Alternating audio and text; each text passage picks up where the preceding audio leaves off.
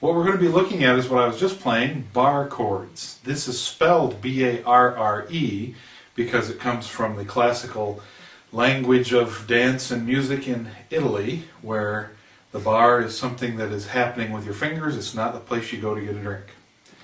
Anyway, what we're doing tonight is different from what we've done with the other chords. We've looked at chord shapes which are open. For example, if I play a G, you'll notice, as you remember, I'm only touching 3 of the 6 strings, which means some strings are always ringing. And when I change to go to a C, there's some strings ringing. When I change to a D, there's some strings ringing. The difference is with bar chords, when I lift up my hand, the strings all stop because there's nothing still ringing. So, to begin with, the bar that is being referred to is usually your first finger. What's happening is, on the way the guitar is put together, from the nut to the bridge is the vibrating length of the string.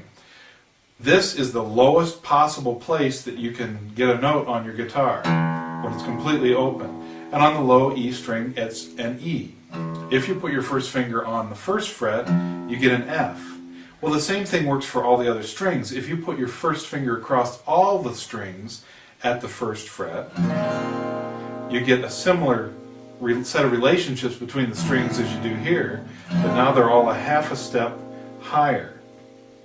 So what a bar chord does is take shapes that we've already learned for the chords in an open position, but adds the first finger as a bar, like the nut moving up toward the bridge, making each fret you place it at, making the pitch higher so that the chords change and walk up right up the steps. So for example, in the E shape, we're going to look at this in more detail in a moment, but let me demonstrate it first. Here's the E shape. Now, if I'm used to playing this with my first, second, and third fingers, but if I want my first finger to be a bar, I'm going to have to change that. I'm going to have to be a little flexible. When you're a musician, it's good to be flexible and have more than one way to get somewhere. So I'm going to take my second finger and replace my first finger. My third finger is going to replace where my second finger was. Now my pinky gets to go to work. I have the same shape on the fretboard here that I had before, a little triangle, but now my first finger is free to become a bar.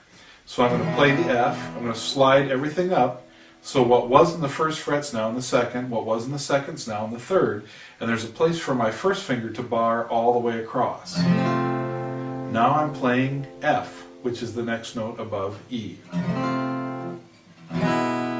E, F.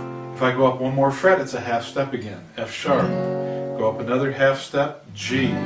Go up another half step, G sharp or A flat. Another half step, A. Another half step, B flat or A sharp. Another half step, B. Between B and C, there's no black note on the keyboard, and that means here's B and here's C. And that's where I started this song, playing the bar of the E shape in the position that gives me C.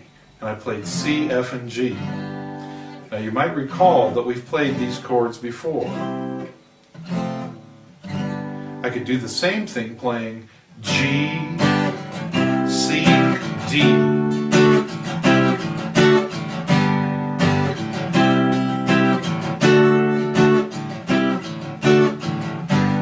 That's the same 1, 4, 5 we've talked about before when we've talked about the relationship of the chords one to the other.